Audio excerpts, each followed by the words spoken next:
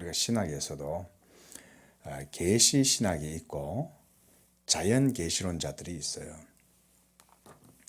그러니까 자연 계시란 다름 아니라 인간의 이성에서, 인간의 본성에서 나오는 것을 가지고 신을 찾고 종교 생활을 하고 이런 거죠. 그러나 우리 기독교는 계시 종교잖아요. 그러니까 우리가 그 신학에서는 위로부터의 신학이다 이렇게 말해요. 그러면 이제 자연 계시, 인간의 이성의 종교는 그러면 뭐냐? 그거는 아래로부터의 종교다 이렇게 말을 합니다. 그러니까 그런 것처럼 기독교는 하나님의 계시로부터 주어지는 것을 가지고 하나님을 섬기는 게 참된 종교이다 이렇게 이제 말을 하거든요. 지금 13장에서도 하나님께서 말씀하시는 거는 참 종교를 말씀하시는 거라고 볼 수 있죠. 참 종교. 그래서 너희 중에 선지자나 꿈꾸는 자가 일어나서 이적과 기사를 너희에게 보이고, 그리고 그 이적과 기사가 이루어지고, 그리고 너희가 알지 못하던 다른 신들을 우리가 따라 섬기자고 말할지라도 너는 그 선지자나 꿈꾸는 자의 말을 청종하지 말아라. 너희 하나님 여호와께서 너희가 마음을 다하고 뜻을 다하여 너희 하나님 여호와를 사랑하는 여부를 알려하사 너희를 시험하십니다. 가끔 가다가 이런 사람도 있거든요. 내가 뭐 꿈을 꿨다. 우리 교회도 예전에 그 이상한 여자들이 와가지고 그런 소리 하고 가잖아요. 자, 이거 꿈을 꿨다는 거죠. 하나님이 꿈에 이 교회를 뭐 보여줬대 이런 식으로 하는 거죠. 근데 그냥 우리 교회가 이런 말씀 중심의 교회니까 말도 안 되는 소리 하지 말고 조용히 와가지고 말씀 듣고 예수 믿어라 이러고 그냥 꾸짖고 보냈잖아요. 근데 그런 소리 들으면요, 목사라도 혹하는 사람들이 있다니까요. 적지가 않을 겁니다. 일전에도 한 말씀드렸다시피 제가 아는 어떤 분은 집에 목사하고 여전도사가 찾아와가지고 신방을 하러 와갖고는 막 이렇게 기도하면서 그 자리에서 막 예언을 한다는 거예요. 그래가지고는 네가 지금 결혼한 남자는 하나님이 정하신 남자가 아니다. 빨리 이혼을 해라. 막 이랬다는 거예요. 어떻게 보면 그냥 보면 이제 우리가 맨정신으로 보면 미쳤구나. 그냥 이렇게 판단할 수 있지 않습니까? 이 제정신이 아니구나. 이렇게 그냥 그렇게 봐야 그게 정상인 거거든요. 미쳤구나 이래야 되는데 덩달아 같이 또 그래요? 하나님께서 내게 이렇게 말씀해 주시니 감사합니다. 내가 지금까지 저 인간하고 사느라고 애먹었습니다. 이러면서 예? 저 원수하고 드디어 하나님의 뜻이 아니었구나. 이러면서 이혼을 하겠다고 나대면 같이 미친 거죠. 사실은 그게. 그런데 그런 사람들이 일어난다는 거죠. 그러면 바로 그런 자들은 오늘 본 말씀에도 보면 악을 제해라 이렇게 말을 하는 거죠. 그래서 5절에 보면 그런 선지자나 꿈꾸는 자는 죽이라 그러는 거예요. 이게 그 이스라엘 땅에서는 있을 수가 없는 일이죠. 이스라엘 땅에 물론 우리가 뭐 이리저리 온 세상 사람들이 다 이런 꿈을 꾸지 않겠어요. 그 이제 이런 꿈을 꾸고 뭐 우리가 말하자면 뭐 태모이라는 것도 있고 일반 세속의 역사에서는 뭐 그런 일들이 일어나더라도 하나님이 그거를 막 관여하시진 않으시는 것 같아요. 그냥 내버려 두시는 것 같아요. 성경 말씀대로 이방인들은 이방인들대로 그들의 길로 가도록 하나님이 내버려 두셨다 그랬잖아요. 하지만 지금은 이스라엘 땅이잖아요. 이스라엘 땅 안에서 그런 일이 일어나는 것은 하나님이 이걸 용납하시지를 못하는 거예요. 우리가 지금까지 말씀을 통해서 배웠다시피 이스라엘의 그 가나안 땅이라고 하는 것 자체가 하나님의 언약의 지경이잖아요.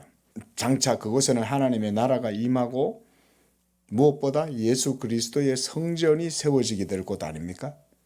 예수 그리스도의 성육신을 통해서 그의 몸이 임할 곳이 그 예수님의 몸은 거룩한 몸이잖아요.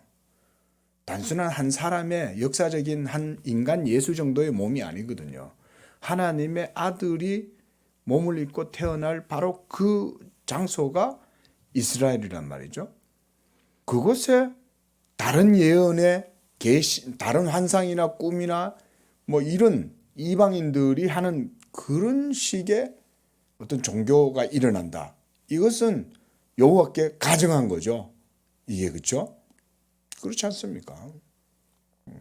우리 집사님 가정에 집사님이 그 모든 집에 말하자면 중심이잖아요. 가장이고 그러신데 예를 들어서 어떤 사람이 하나 와가지고는 집사님 집에서 내 말을 들어 이러면 그게 말이 되겠냐 이 말인 거죠. 그러면은 말 그대로 오늘날도 뭐 아주 큰일 나는 거죠. 그렇죠? 그게 살고 죽는 문제 아닙니까 그게? 우리 가정이 무너지느냐 깨어지느냐 이런 문제 아니에요. 이스라엘이라고 하는 것은 철저히 하나님의 말씀, 하나님의 율법을 따라서 그게 이제 말하자면 계시의 말씀이잖아요. 율법을 주셨으니까. 그 계시의 말씀을 따라서 하나님을 섬기고 살아야 할 곳, 장소가 이스라엘인데 거기에 거짓 선지자들이 있다. 예언하고 꿈을 꾸고 기사와 이적을 막 행한다. 그런데 기사와 이적을 막 행하면 보통 사람들은 뭘 생각합니까? 야, 이 사람은 신통하네. 예? 야, 이 사람은 아주 혐이 있다. 신통하다. 신기가 있다. 이럴 거 아니에요. 그러면 그런 데는 서울대도 따라가고 뭐 스카이들도 다 따라갈 거고 심지어 하버드도 다 따라가는 거예요. 그런 데는요. 왜냐하면 이게 증명이 됐잖아요. 야, 이 사람은 막 뭔가 어떤 종교를 얘기하는데 막 기적도 나타나고 능력이 나타나. 그러면 사람들이 대부분 그걸 보고는 다 인정할 거 아니에요. 그죠? 경험적으로 입증이 됐다. 이게 능력이 나타나니까. 이런 식으로 사람들이 생각한다 이거죠. 그 지금 여기서도 지금 그 말씀이거든요. 2절에 보면 그가 너에게 말한 그 이적과 기사가 이루어지고 우리가 모세가 바로왕 앞에 섰을 때 그 지팡이를 던지니까 뱀이 됐잖아요. 모세도 기적과 능력이 나타난 거죠. 그런데 애굽의 술법사들도 같이 그게 나타난 거죠. 그 악마의 능력에 사로잡힌 사람들도 있습니다. 모든 사람들이 그런 건 아니지만 정말 그 악마적 광기에 사로잡힐 뿐만 아니라 사탄이요 역사할 때도 있거든요. 그러나 바로 그때 3절에 너는 그 선지자나 꿈꾸는 자의 말을 청종하지 말라. 오직 너희는 너희 하나님 여호와께서 너희가 마음을 다하고 뜻을 다해 너희 하나님 여호와를 사랑하는 여부를 알려하려 하심이다. 자, 이게 중요한 말입니다. 방금 말씀이. 무슨 말이냐면 하나님을 우리가 사랑하는 거를 어떻게 우리가 하나님 사랑함을 어떻게 드러냅니까? 우리가 저 말씀 우리가 2021년도에 표가 있었잖아요. 주의 법을 사랑하는 거죠. 그죠? 그러니까 기적이 나타나고 능력이 나타나고 현상이 나타나도 하나님의 성도들인 예수 믿는 사람들은 그런 것을 믿음의 대상으로 여기지 않는다는 거예요. 하나님의 말씀, 하나님의 법을 사랑함으로 다른 것을 듣지 않는 거예요. 그러니까 여기서도 보면 여호와를 사랑하는 여부를 알게 하려 하사라고 3절에 말씀하지 않습니까? 여호와를 사랑하는 것인지 이방의 환상이나 꿈이나 이상한 능력이나 그런 막 기적 같은 거 보고 마음이 그런데 막 동해가지고 그런데 쏠리고 그러는지 본다 이 말인 거예요. 이 말은 우리 예수 믿는 기독교 신앙도 동일하죠. 하나님의 복음의 말씀, 이 성경에 기록된 말씀의 증거를 따라서 하나님을 믿는지 아닌지 여호와께서 너희를 그것을 통해서 하나님 사랑하는지를 알게 하려 합니다. 역으로 바꿔 말해서 하나님을 사랑하지 않는 자들은 그런 능력이나 환상이나 예언이나 무슨 이상한 은사나 그런 능력 나타남이나 이런 것에 마음이 쏠리는 거죠. 오늘날도 그래서 많은 사람들이 이단에 끌려가는 거죠. 그 거짓 선지자들이 주로 쓰는 방법 자체가 뭐냐면 그들의 교훈이나 교리만 가르치지 않아요. 마치 자기들에게 뭔가 능력이 있기 때문에 그 능력에 의해서 뭔가 신통력이 나타난다는 식으로 이렇게 호도하고 나갑니다. 그게 그 사이비 교주들의 주된 수법이잖아요. 예? 내 말을 믿어라. 통일교의 예? 통일교의 그 강론을 들어라 이러면서 할 때는 거기에 뭔가 신적인 능력이 나타나는 것처럼 이런 식으로 꾸미거든요. 만약에 그런 신적인 능력이 나타나는 것 같아도 따라가면 안 되는 거죠. 그게 왜? 진짜 믿음은 그런 데 있지 않고 하나님 그분 자신의 말씀에 대한 믿음에 진정한 종교와 믿음이 있기 때문에 지금 하나님이 모세에게 그런 말씀을 하시는 거예요. 그리고 이것은 정말 절대적이고 객관적인 가치 기준을 제시해 주는 거죠. 이게. 그래서 6절에도 보시면 네 어머니의 아들 곧 너의 형제 그리고 너의 자녀나 그리고 너의 아내나 그리고 너와 생명을 함께하는 그런 친구라 할지라도 너를 꾀어서 너의 조상들이 알지 못하던 신들, 이 가나안 땅에 있는 신들이죠. 곧 사방에 둘러싸여 있는 민족 혹은 너에게 가깝든지 멀든지 땅끝에서 저 끝까지 있는 모든 민족의 신들을 우리가 가서 섬기자 할지라도 너는 따르지 말고 듣지 말고 그들을 긍휼히 여기지 말라는 거예요. 왜냐하면 우리 인간은 부패하고 타락해서 하나님의 계명의 말씀을 항상 떠나고 여호와의 음성 듣기를 원하기보다는 인간이 원하는 것을 하고 싶어 하고 이런 거죠. 종교하고요. 모든 삶의 한마디로 우리가 기호라고 표현해도 될까요? 우리가 대중적으로는 문화라고 할 수 있겠죠. 종교하고 문화하고 아주 밀접하게 관련이 되어 있습니다. 떨어지지 않습니다. 왜냐하면 종교라는 것은 모든 개개인들 속에 다 있잖아요. 개인들 속에는 종교가 다 있잖아요. 그리고 그 개인들이 다수로 모여가지고 군집해 있고 그래서 그게 일종의 이제 대중이 되면 그 대중 속에는 그 종교로 말미암아 발현되는 또 문화라는 것이 생겨나는 거죠. 그러면 이게 전체 집단의 정신이 돼가지고 전체 집단의 하나의 또 종교로 그게 등장하게 됩니다. 사상이 마치 우리가 집을 형성해 가지고 그 집이 생겨나는 것처럼. 그래서 하나님이 이런 걸 다 아시니까 그런 게 생겨나면 죽이라는 거예요. 제거해라는 거예요. 그게 가나안 땅에서 이루어지게 될 하나님 나라의 특성이잖아요. 우리가 새벽 계속 말씀을 많이 공부를 했지 않습니까? 하나님의 나라가 임하면 세상 나라는 그 두 나라가 충돌을 일으키면서 깨지는 거죠.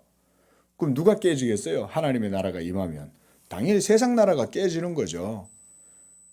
그 깨질 때 나는 하나님 나라에 속했냐 세상 나라에 속했냐가 중요할 거 아닙니까? 내가 하나님 나라에 안 속하고 세상 나라에 속해 있으면 하나님의 나라가 그 가나안 땅에 임할 때 나도 같이 그 하나님 나라의 날카로운 기계가 로타리가 막 돌아가면 그 기계에 치여서 나도 그 죄책으로 말미암아 심판을 받는 거죠. 지금 그렇게 보시면 되는 거예요. 하나님의 나라가 임하면 그 나라 앞에서 모든 죄악된 세력들은 다 하나님의 심판을 받게 되는 거죠. 그러면 내가 여호와의 편에 서면은 심판을 받지 않는 거죠. 왜냐하면 내가 하나님 나라의 역사에 함께 참여해 있으니까 심판을 받지 않는 거죠. 마지막 날 예수 믿음도 마찬가지 아닙니까? 장차 온 세상에 하나님의 심판이 이루어지게 될 때, 그리고 새 예루살렘 성이 하늘로부터 땅으로 내려올 때, 그러면 그 하나님 권능의 나라가 임하면 그 권능의 나라에 치여가지고 부서지고 깨지고 가루가 되어버리는 그런 세력들이 있고, 그게 바로 우리가 다니엘서에서 보면 느부갓네살 왕이 금신상 꿈을 꾸잖아요. 그런데 한 돌이 뛰어가지고 그 금신상을 쳐가지고는 가루를 만들어버렸다고 그랬잖아요. 그게 바로 예수 그리스도의 돌이거든요. 우리가 신학적으로 해석을 하면. 그러면은 그 돌로 말미암아 세상의 정신이 깨지는 거 아닙니까? 우상이라는 게 세상의 모든 정신이 우상이거든요. 세상의 모든 정신이 사실 우상입니다. 물질 숭배, 지성 숭배, 하나님 사랑하지 않는 모든 것들은 다 우상이에요, 사실은. 그게 아까도 말씀드렸듯이 한 개인에게서 생겨나는 종교성뿐 아니라 그 집단 전체가, 민족 전체가 하나의 문화 공동체를 이룰 때도 그 속에도 하나의 종교적 맥락을 드러내는 거죠. 그 하나님의 나라는 그런 것들도 깨부수는 거예요. 이런 게. 그런데 하물며 가나안 땅에 그런 게 있으면 되겠습니까? 절대 일어날 수 없는 거죠. 그래서 심지어 10절에서도 보면 애굽 땅 종되었던 집에서 너를 인도하여 내신 네 하나님 여호와에게서 너를 꿰어 떠나게 하려 한 자이니 너는 돌로 쳐 죽이라. 돌로 쳐 죽이는 것은 뭐 칼로도 죽일 수도 있고 목매달아 죽일 수도 있잖아요. 그 돌로 죽이는 것도 일종의 의미가 저는 있다고 봐요. 돌을 던질 때 한 번 맞아서 안 죽잖아요.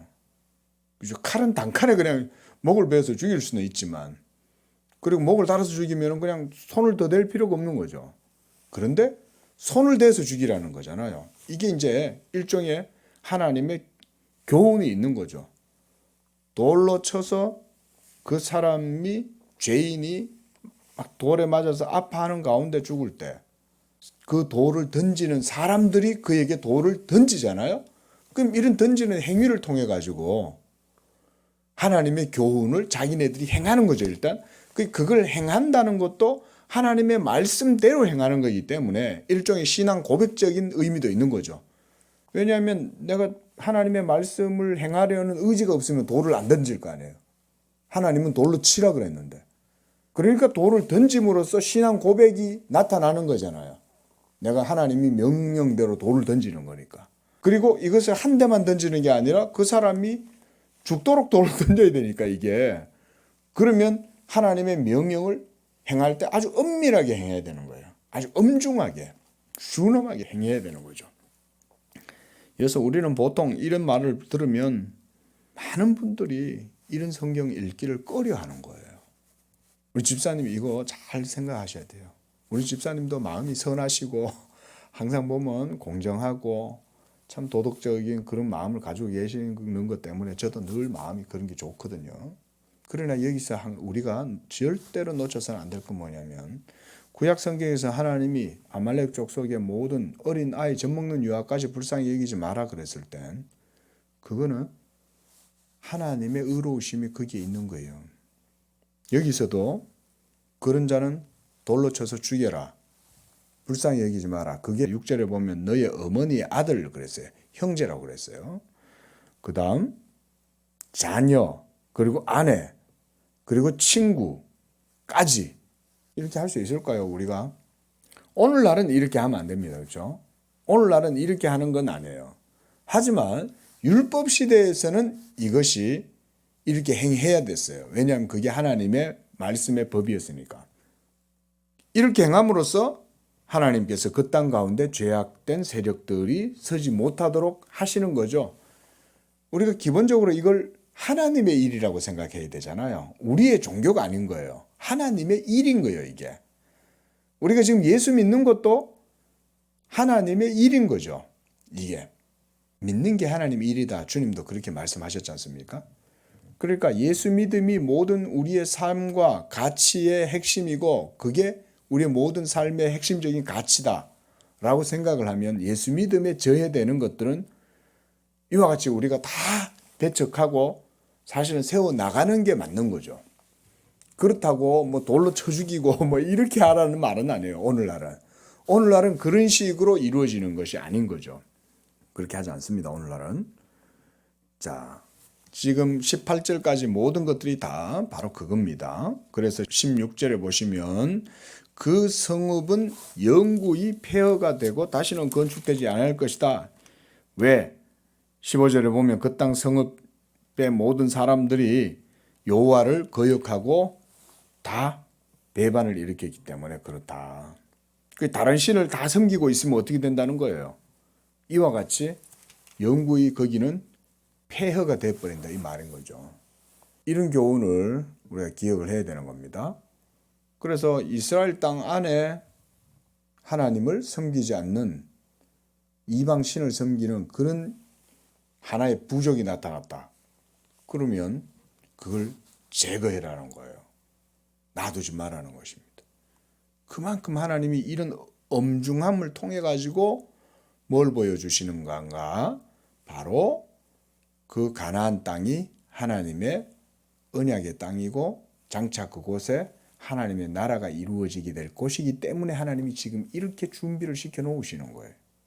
물론 이때는 굉장히 험악한 상태였지만 이런 걸 통해서 그때는 가르쳐 줄 수밖에 없죠. 오늘날에는 제가 이렇게 말씀을 드리잖아요. 우리 집사님의 모든 삶의 영역이 예수 믿는 하나님 중심의 삶의 영역이 되었을 때 그 땅이 바로 하나님의 약속의 땅이지 않습니까? 집사님의 삶의 영역이죠. 그것은. 그리고 성령이 우리 집사님 속에 거하시잖아요. 그리고 예수님을 믿음으로 하나님이 우리 집사님의 모든 삶의 중심의 왕좌에 하나님이 앉아 계시는 거죠. 그런데 그곳에 다른 막 이렇게 불신앙적 요소가 이제 들어오는 거예요. 사탄이 그런 걸 막 가지고 공격하는 거예요. 예수를 믿어도 그냥 뭐 그렇게 믿지 말고 이러면서 말씀 중심의 신앙보다는 뭐 이러면서 자꾸 이제 다른 불신앙적인 하나님의 말씀이 아닌 것들이 자꾸 찾아 들어올 수 있는 거죠. 그럴 때 우리는 그 내 마음에 거룩한 하나님의 성전이 거하는 그것이 바로 성지 아닙니까? 말하자면 진짜 성지가 그게 성지잖아요. 그리고 집사님의 삶의 모든 영향력이 미치는 그 지역 영역들도 우리 집사님의 성지라고 할 수 있는 거예요. 집사님이 회사의 대표시니까 그 회사의 모든 영역도 우리 집사님의 권세와 집사님의 모든 권한이 영향을 미치는 모든 것은 바로 하나님의 나라가 이루어지는 영역이라고 보시면 되는 거예요. 집사님의 결재권이 있고 그죠? 사장으로서 결재를 하고 뭔가 결정을 하잖아요. 그럼 그런 모든 영역이 그래 따지면 이제 하나님의 나라가 집사님의 인격과 삶을 통해서 이루어지는 영역이다. 그 말씀인 거예요. 이해되시죠? 그런 겁니다. 이게. 그게 바로 오늘날에는 우리가 그런 하나님의 나라가 우리 예수 믿는 성도들의 인격과 삶 속에서 모든 영역에서 이루어지는 거다. 이렇게 보시면 되는 거예요. 그게 우리 집사님뿐 아니라 우리나라에 있는 뭐 우리 기독교인들이 예를 들어서 1000만이다 그랬을 때 그런 1000만까지 필요도 없어요. 진짜 1000만까지도 필요 없습니다. 소수의 사람들만이라도 그런 믿음을 가지고 살아가면 이 하나님 나라의 능력이 나타나는 거예요. 그게 소수의 사람들이라도. 자, 바로 그런 내용들이 하나님께서 강조하시는 것이고, 자 14장에서는 이제 너희는 너희 하나님 여호와의 자녀이니 그랬습니다. 이게 이제 하나님은 산자의 하나님이시지 죽은 자의 하나님이 아니라는 거예요. 우리 예수 믿는 사람들도 우리가 섬기는 하나님은 부활의 하나님이지 내가 죽어버리면 나의 죽음과 함께 사라져버릴 하나님이 아니죠. 예수 믿는 사람이 죽는다고 해서 하나님이 없어집니까? 그렇진 않잖아요. 그 얘기는 하나님은 산자의 하나님이라는 것이죠. 그래서 여기서도 1절에 너희는 너희 하나님 여호와의 자녀이다. 그 여호와는 산자의 하나님이라는 거예요. 여기에 벌써 부활신앙도 포함되어 있는 거죠. 부활신앙도. 우리가 지금 여기서 하나님을 믿는데 만약 우리가 죽고 난 다음에도 그 하나님이 아무런 힘을 못 쓰는 하나님이면 그렇다 따지면 우리가 그 하나님은 살아있는 참된 하나님이 아닌 거죠. 우리가 예수를 믿고 죽어도 그 하나님은 여전히 살아계시고 죽은 우리를 다시금 살리실 수 있는 분 아니에요? 우리가 이렇게 믿는 거 아닙니까? 이게 부활신앙이잖아요. 그러니까 죽은 자를 위하여 자기 몸을 베지 말라는 거예요. 예? 이스라엘 사람들도 다 죽었을 거 아닙니까? 그럼 죽으면 살아있는 유족들이 그 죽은 자를 위해 가지고 막 애곡하거나 자기 몸을 베고 이런 것은 이방인들이나 하는 짓이라는 거죠. 그래서 우리 예수 믿는 사람들은 예수 믿는 성도가 죽었을 때는 그거 가가지고 곡을 하거나 심지어 제가 어릴 때는요 교회에서 헌화하는 것도 금했어요. 저 그래 배웠어요. 어릴 적에는. 요즘은 이래 가면은 우리가 문화가 국화를 하나 이렇게 올리잖아요. 사실은 그것도 어릴 적에는 제가 알기로는 그렇게 하면 야단 맞았어요. 어릴 적에는. 그래서 헌화하는 것도 금지시켰어요. 헌화를. 예. 근데 요즘은 이제 뭐 워낙 이제 문화가 이렇게 되다 보니까 국화를 하고, 그리고 심지어 그 영정 사진이 이렇게 걸려 있고 그 앞에 가가지고 무릎 꿇고 기도하는 것도 그것도 금했어요. 오늘날 가면 이제 우리는 예수 믿는 분들의 장례식장에 가면 이렇게 그냥 목례 정도. 그러면서 눈을 살짝 감고 목례를 하는데 그것도 그냥 유족을 위해서 그렇게 하는 거예요. 안 믿는 사람들을 위해서. 그게 문화 때문에 그렇게 하는 거예요. 그러니까 그 아디아포라, 즉 덕을 위해서 한다는 거거든요. 그게 본질적인 건 아니라는 거죠. 근데 그렇게 해주는 이유가 뭐냐면 죽은 자를 위해서 기도하는 게 아니죠. 그 잘 아셔야 됩니다. 집사님, 그게 자칫하면 우리가 범죄가 되는 거예요. 딱 그렇게 하더라도 눈을 감고 잠깐 이렇게 영정사진 앞에서 서가 있는 것도 그 죽은 자를 위해서 애도하거나 기도하는 게 아닙니다. 이미 죽었기 때문에 그 이미 하나님의 손에 달려 있는 거예요. 그 영혼은. 그러나 우리 예수 믿는 사람들이 그렇게 조문을 가가지고 이렇게 하는 것도 그거는 어떤 의미냐? 유족들을 위해서 기도하는 거죠. 그때 하나님, 이 한 영혼이 이 세상을 떠났는데 예수를 믿었다면 우리가 감사하면 되겠죠. 만약 이분이 집사 누구 장로 누구 이렇다. 그러면은 하나님께서 이 영혼을 예수의 의로 이 땅 가운데서 제사함을 해주시고 그 영혼을 불쌍히 여기셔서 구원해 주시니 감사 찬양드립니다. 이러면 되는 거예요. 감사 찬양드립니다. 그리고 나머지 유족들을 위해서는 하나님께서 은혜 주셔서 모두 예수 잘 믿고 고인의 유지를 따라갖고 신앙생활 잘하게 해주십시오. 이렇게 기도하는 거지, 죽은 자의 영혼과 넋을 위로하는 기도는 그거는 지금 여기서 말씀처럼 이게 큰일 나는 거예요. 그게. 그런 의미에서 한다. 그 생각을 하시면 됩니다. 그래서 2절에 네 하나님 여호와의 성민이라, 여호와께서 지상 만민 중에 너를 택하지 않았느냐. 자기 기업 백성으로 너희를 삼으셨는데 그렇게 하지 말라는 거죠. 산자의 하나님이다. 하나님은, 우리가 믿는 예수님은 부활하신 우리의 부활의 능력이고 부활의 소망이시다.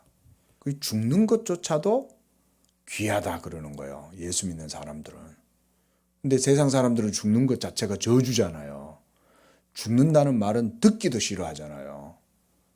특히 이런 아침에 무슨 죽는다 이런 얘기하면 야, 재수 없이 뭐 아침부터 죽는다 얘기하냐 이러지만, 우리 예수 믿는 성도들은 그렇게 생각하지 않습니다. 죽음도 귀해. 왜? 죽음을 통해서 그리스도의 부활의 참 생명이 드러나니까. 매미가 자기 껍질을 벗게 될 거 아니에요. 번데기가 자기 껍데기를 벗게 나비가 되는 거 아닙니까? 누에가. 딱 그런 겁니다. 우리는 그리스도의 새 생명이 우리한테는 준비되어 있습니다. 이미 그 생명의 능력이 우리 속에 있는 거예요. 누에가, 그렇죠? 누에가 나비가 되어질 때 벌써 그 속에 나비가 있는 거죠. 그죠? 벌써 그 속에 나비가 있는 거예요. 그런데 얘가 이제 그 시기가 딱 자기 몸을 벗으면 나비가 돼서 나르는 것과 같은 거죠. 이미 그 번데기라도 막 이렇게 그 누에가 막 엉금엉금 기어다니고 있어요. 그 보면 막 징그럽게 생긴 거죠. 하지만 딱 얘가 이제 누에가 돼가지고 그러면 자기 관을 마련하는 거 아니에요. 누에가 자기 관을 마련해가지고는 딱 있다가 딱 벗어나면 거기에서 이제 새 생명이 나오는 거지 않습니까? 하나님이 그런 걸 통해서도 보여주시는 거죠. 일종의. 자, 이제 3절에서부터 20절까지는 정한 것과 부정한 것, 이런 것들도 나누어 주셔요. 이거 시간이 없어서 제가 막 깊이는 얘기하지 않고, 먹는 거 하나조차도 하나님은 백성들에게 규례를 정해 주심으로 먹든지 마시든지 무엇을 하든지 하나님이 영광을 위해서 해라 라고 말씀하지 않습니까? 그러니까 가나안 땅에서 살아가면서 이런 짐승들, 육류를 섭취할 때조차도 정한 것과 부정한 것을 나누어 주시는 거죠. 우리는 뭐 무조건 스태미너 되는 음식이라면 다 먹고 곰, 웅담도 쓸개도 다 찾아가 먹고 이러잖아요. 인간들은. 하나님은 여호와의 백성들은 그런 식으로 하지 말라는 거죠. 그 먹는 거 하나조차에도 하나님의 거룩하심을 생각해라는 거예요. 그런 교훈이라고 생각하시면 됩니다. 우리는 마장동 가가지고 먹고 싶은 거 다 사 먹잖아요. 그죠? 얼마 전에 집사님 사다 주신 거 해 먹었거든요. 오래됐는데 그 냉동실에 있는 거 먹었는데도 맛있더라고요. 근데 그게 지금 구약 시대가 아니니까 우리는 그걸 자유롭게 먹는 거죠. 묻지 않고 먹죠. 돼지고기, 돼지 내장, 소 내장 먹어도 되는 거죠. 하지만 이때는 하나님이 그 당시에는 그런 식으로 교훈을 주신 거예요. 그런 게 신약과 구약의 차이인 거예요. 21절에는 이제 스스로 죽은 것은 먹지 말라. 이것도 생명 때문에 그런 거예요. 하나님의 거룩하심과 영광스러움과 이런 거는 다 하나님의 생명과 직결되어 있잖아요. 여호와 하나님의 영광스러움과 거룩하심이 우리 성도들에게는 바로 생명과 의가 되잖아요. 우리가 그 하나님을 누리고 살아가잖아요. 그 죽은 하나님을 우리가 누리고 살아갈 수 있겠습니까? 살아있는 하나님이잖아요. 그러니까 이런 죽은 것들은 그 자체로 죽음 자체가 하나님께는 합당하지가 않는 거죠. 하나님은 생명의 하나님인데 또 다른 의미들도 있지만 그런 것들이 주된 의미라고 할 수가 있습니다. 그래서 죽은 것은 먹지 말라. 그 다음 25절에 보면 돈으로 바꾸어 그 돈을 싸가지고 너희 하나님 여호와께서 택하신 곳으로 가서 그래서 너희의 모든 소산들을 하나님의 백성들과 함께 나누어라. 이런 것들도 다 영적인 의미인 거예요. 이게 그래 보시면 됩니다. 이거 하나님 앞에 11조를 드리는데 예를 들어서 올해 곡식을 수확을 했는데 100톤을 수확을 했어. 그러면 어떻게 해요? 11조를 드리면 1톤을 곡식을 하나님께 드리는 거죠. 그래서 이걸 가지고 가서 어디 가져가냐면 예루살렘 가져가 가지고 하나님께 드리고 그 성중에 있는 사람들하고 같이 그걸로 먹는 거예요. 이게 무슨 오늘 헌금 개념하고 어떻게 보면 약간 다른 거예요. 하나님께 드리는 건 동일하지만 그러면 그걸 가지고는 어떻게 하냐면 공동체, 교회가 같이 그걸 나누고 먹는 거예요. 여기 보면은 같이 먹으라 그러잖아요.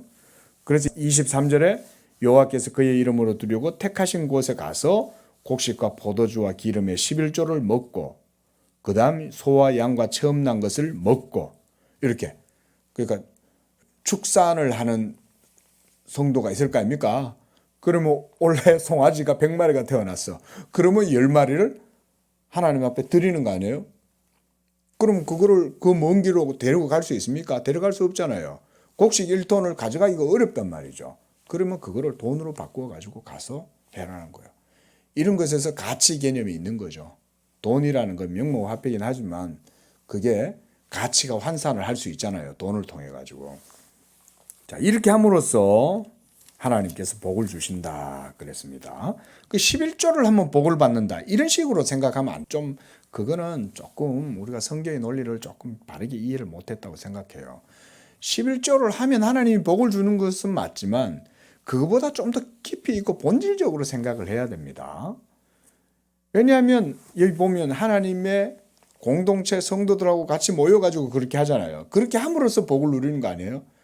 그러니까 이 하나님의 성전이나 하나님의 나라나 이런 개념으로 생각을 해야 되는 거죠. 그 다음에 이제 15장에서는 하나님께서 이제 모두 다 은혜를 베풀어라 이런 말입니다. 그래서 자유하게 하고 얽어매지 말고 속박하지 말고 해방시켜주고 자유하게 해주어라. 그러면 하나님이 18절에 보면 네 하나님 여호와께서 너의 범사에 복을 주실 것이다 그랬습니다. 그래서 우리가 11절 말씀대로 언제든지 가난한 자가 땅에는 그치지 않는다. 그러므로 항상 이제 빈궁한 자들에게 구제의 손길을 베푸는 거에 인색하지 말라는 것이죠. 그러면 하나님이 복을 주신다 그랬습니다. 기도하겠습니다. 자비하신 아버지 하나님, 우리의 생명의 하나님을 우리가 믿고 섬길 때 하나님 우리가 그 생명 가운데 의롭게 행할 수 있는 그런 믿음의 삶이 되도록 도와주시옵소서. 예수 믿음을 통해서 오늘 하루도 이와 같이 하나님이 기뻐하시는 복된 삶을 살아가는 우리 모든 성도들이 되도록 축복해 주옵소서. 예수님의 이름으로 기도합니다. 아멘.